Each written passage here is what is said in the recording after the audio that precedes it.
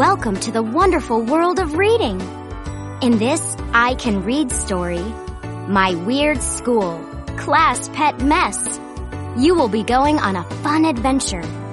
Are you ready to read? Here we go. My name is Alexia, and I hate bunnies. Well, not really, but I don't want one for a class pet. Why? Because Andrea does.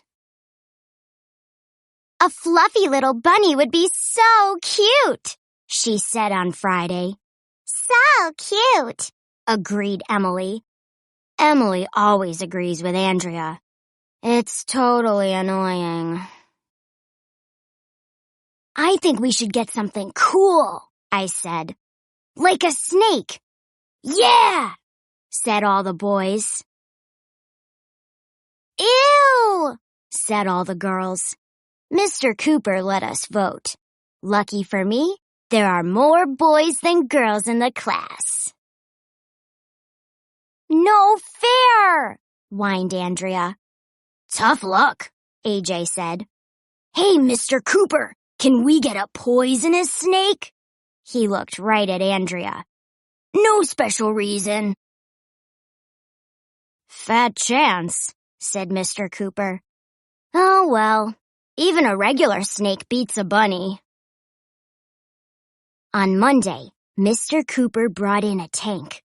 Coiled up inside was a snake. This is an eastern hognose. His name is Bob.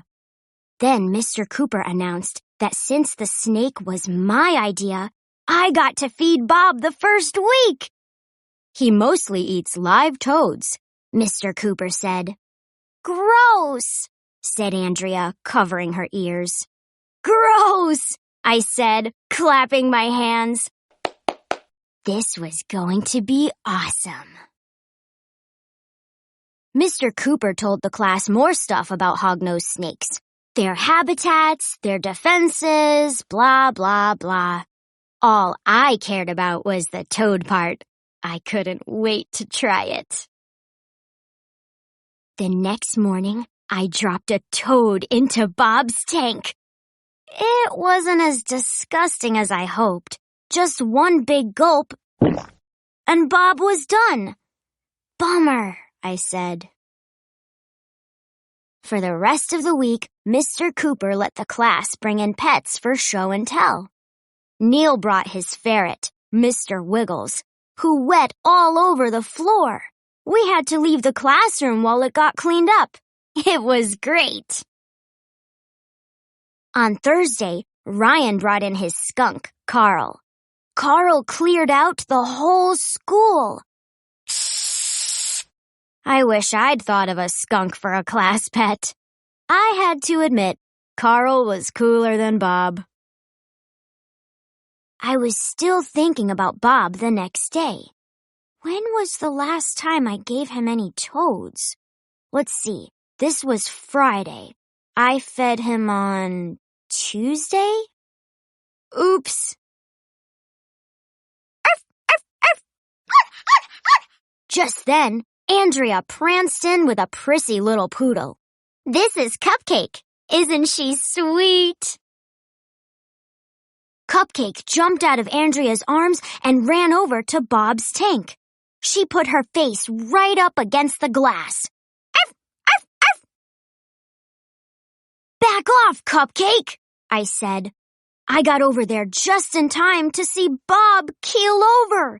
He was lying on his back. His little tongue was hanging out of his mouth. Oh my gosh. Bob was dead! Andrea's dog killed Bob! AJ shouted. Cupcake gave him a heart attack!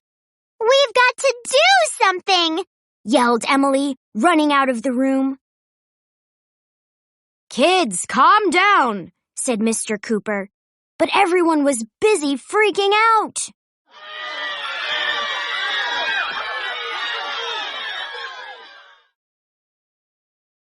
I was freaking out the most because I was pretty sure I knew who really killed Bob. Stop! I cried. It's my fault. I forgot to feed him. He hasn't had any toads since Tuesday. Alexia, he wasn't supposed to have any more toads, said Mr. Cooper. He only eats once a week, remember? Wait, you mean I didn't kill Bob? I asked. AJ started yelling again. I knew it was that dumb dog. This is all Andrea's fault. Andrea looked like she was going to cry. I'm sorry, she said. I'll take Bob home and bury him. She reached into Bob's tank and picked him up. Suddenly, Bob sprang to life. Eek! Shrieked Andrea. Her mouth opened so wide I saw her tonsils. Did none of you listen when I talked about hog-nosed snakes? Cried Mr. Cooper. They play dead when they're scared, like possums. Bob is fine. Bob is fine. More than fine. He's the best, coolest class pet in the world. Why? Because Andrea hates his guts. Will Andrea learn to like Bob? Will we ever let her forget about shrieking her head off in class? Will we trade Bob for a fluffy little bunny? Not on your life.